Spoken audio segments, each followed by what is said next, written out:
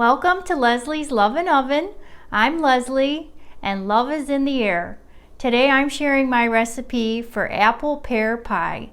It's my husband's favorite, and Valentine's Day is a perfect time to show someone how much you care and bake them something special. So let's get started.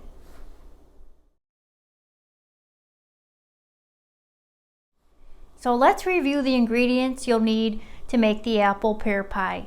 Today in my basket I have a variety of apples. I have a couple Granny Smith, a couple Fuji, and 2 Bosc pears, and 1 small lemon. And as far as the spicing, I like to use cinnamon, nutmeg, cloves, a little bit of ginger, vanilla, and then a little bit of granulated sugar. And today for our pie, I'm going to use some store-bought pie crust. So in this bowl, I have 6 apples that have been peeled and sliced and 1 pear peeled and sliced. But I want to take a minute to show you how I like to do it. So after my apple is peeled, I like to cut one side down, lay it down, cut a chunk on the other side getting close to the core, and then slice it thinly like so. Okay, and I'll do the same with the pear. So I sliced one side. This is a bigger pear. Then I like to lay it flat and just again thinly slice. Okay, until all of the pears and apples are sliced. I would say again 2 pears and probably close to 7 or 8 apples, again depending on how large they are. Okay, time to add the sugar and spice. So to our bowl I'm going to add 2 to 3 teaspoons of granulated sugar. I don't like to add too much if the apples are sweet, and they are. To that we're going to add a half a teaspoon of cinnamon to start. I'll mix it in and then add a little bit more. Next is nutmeg. I like to add a little bit less than 1/4 of a teaspoon. Gives it a nice scent. And to that, a little bit of ginger, about 1/4 of a teaspoon. And a pinch of cloves. Just a pinch. Okay. And then a teaspoon of good vanilla. There's one and the other. Okay, and because it's Valentine's Day, we have to add some love, some extra love. Okay, so we'll mix that in and probably add a little bit more cinnamon. I like to toss it, kind of coat all the apples and the pears, and I like to give it a little squeeze of lemon juice as well. Just a little bit of a squeeze from a half of a little bit of a lemon right there. Oh, that smells great. And you can see it's coating all of the apples and pears. And I think I want to add a little bit more of the cinnamon now. Okay, probably another half of a teaspoon. There we go. And give that a good stir until you can see that all of the slices are coated pretty evenly. So now that our apples and pears are perfectly spiced, we're going to work on the crust. And you might ask how I came up with apple-pear pie. Well, one day I was making apple pie and I ran out of apples. I thought I had enough, but I didn't. And there were 2 pears in the fruit bowl, and I thought, well, I'm going to improvise and see how it tastes. And it was delicious. And so since then, I've had apple-pear pie.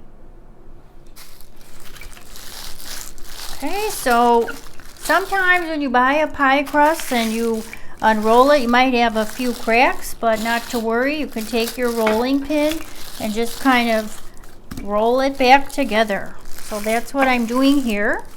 And I have an adorable heart-shaped pan that I'm going to put the pie crust in, and then we're going to fill it. So I like to roll it out a little bit bigger than the size of the pan, so it fits in there nicely. And then we can trim off the excess pie dough. So what I like to do is peel back one sheet of the plastic, and then just kind of bring my pan close and just kind of line it up and then invert it. I always like to use another little cookie sheet just to set the pie pan on, and then peel off the paper and kind of set it in the pie pan.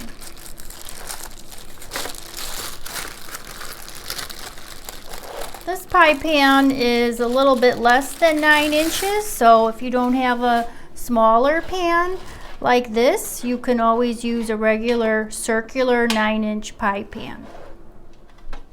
So I put the first pie crust into the pie pan, and now we're going to fill it with our apple pear filling, and then we will add another layer of crust on top. Okay, so I'm just kind of making sure that all of the filling goes to the sides and just gently pressing down as I'm filling it up. If you do have a smaller pie pan like this and you find you maybe have a little too much filling, you can always save some of it and use it maybe the next day in some oatmeal. But I like to pile it high, so even though there looks like there's a lot left here, I know we will just take our time and fill it all the way up. Just gently pressing, kind of mounding it in the center.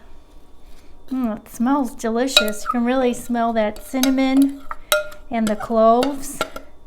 And I love the way the smell of apple pie fills the house. Okay, a little bit more here at the back. There we go, and the last of it. Okay. Oops. Okay. So there's the last of that, and now we're going to use these super cute heart-shaped cookie cutters to cut out the rest of the pie crust and lay it over the top. This is going to make an adorable design. And I just kind of randomly lay the hearts on top of the pie. I have a smaller one here. So I'm going to do a few of these and just make my own design until I cover the complete top of the pie. Oh, that looks sweet. You can see I randomly placed the hearts. This is a great way to express yourself. There's no right or wrong way. I just had fun with it and just kind of laid them out randomly, the large hearts and the small ones. And now I'm brushing the top of the pie with a little bit of egg white. This will give it a nice shine while it's baking in the oven. I'm going to get the crust right at the side of the pan as well. And the oven is preheating at 375 degrees. So we'll get the pie in there. And after about a half hour, I'm going to lower it to 350 for the last 20 minutes or so. Okay, so just a little more on this side. And then what I like to do is sprinkle it with just a little bit of this granulated sugar right on top.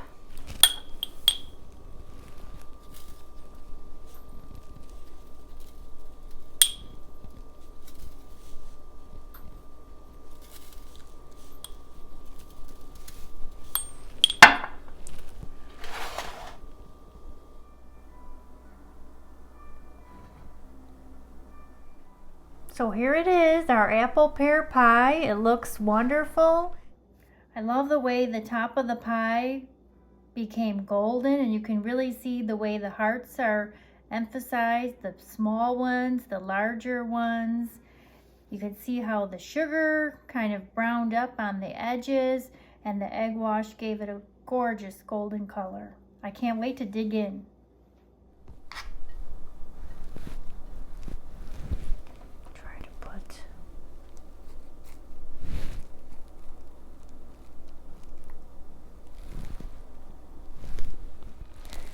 So here it is on a plate with a little scoop of vanilla ice cream and a sweet little heart pick.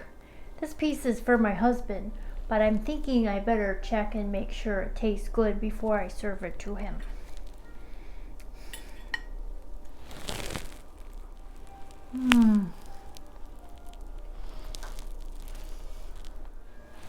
In a word, it's delicious. The cinnamon, the cloves, the nutmeg, it really comes through. The crust is delicious, it's flaky.